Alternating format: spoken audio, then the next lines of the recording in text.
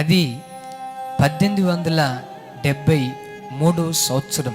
ఆ సంవత్సరంలో హవాయి ద్వీపంలో దేవుని ప్రేమను ప్రకటిద్దామని చెప్పి జోసెఫ్ డామియన్ అనే గొప్ప మిషనరీ ఆ ప్రాంతానికి వెళ్ళి యేసయ్య ప్రేమను ప్రకటిద్దామని ఆ ద్వీపానికి తాను వెళ్ళాడు.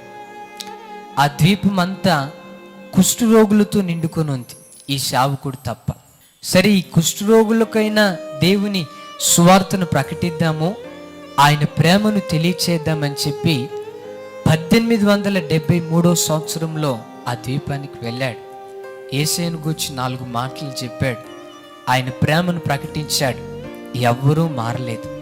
ఆ ప్రాంతంలో ఓ పెద్ద చర్చి కట్టారు, ఎవరూ చర్చికి రావట్లేదు.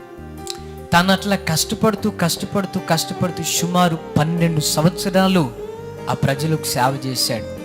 12 సంవత్సరాల్లో ఒక్కడు కూడా ప్రభువుని తెలుసుకోలేదు.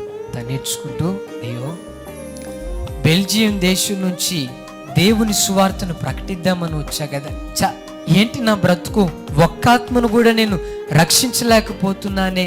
సరే, మరలా బెల్జియం దేశానికి వెళ్ళిపోదాం.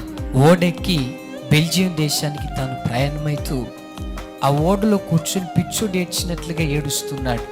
ఆకలి దప్పులతో మీ సువార్త చేసే కదయ్యా, ఒక్కడు కూడా రక్షించబడలేదు. ఏడుస్తూ తన 2 చేతులు అట్లా చూసుకున్నాడు. ఆ చేతుల మధ్యలో ఎక్కడో తెల్లటి మచ్చలు కనబడ్డాయి. కుష్టు వ్యాధి తనకు అంటుకుంది. దేవుడు తనకు ఒక ఆలోచన ఇచ్చి, మరలా నీ వెళ్ళిపో వెనక్కి అని అంటే మరలా వెళ్ళిపోయాడు. ఎప్పుడైతే ఈ దైవ సేవకుడు కూడా కుష్టువాడిగా మారాడు అన్న వార్త ఆ ద్వీపంలో ఉన్న ప్రజలు తెలుసుకున్నారో, ఆ కుష్టు రోగులందరూ ప్రవాహము వలె మందిరానికి వచ్చారంట. విశేషం ఏంటో తెలుసా? మందిరం సరిపోక బయట కొన్ని వందల మంది ప్రభువును ఆరాధించారంట. ఎందుకు ఈ మాట చెప్పానో తెలుసా? యేసుక్రీస్తు ప్రభు 2000 సంవత్సరాల క్రితం ఆయన దేవుడిగా లోకానికి దిగిరాలేదు, లేక గొప్ప చక్రవర్తిగా ఆయన లోకానికి దిగిరాలేదు. దేవుడే మానవునిగా ఉండి కడు దీన స్థితిలో, దారిద్రపు స్థితిలో యేసే లోకానికి దిగి వచ్చాడు. ఆయన జననాన్ని గురించి మనం లేఖనాల్లో చూస్తే, పశువుల పాకలో ఆ తల్లి ప్రసవించింది.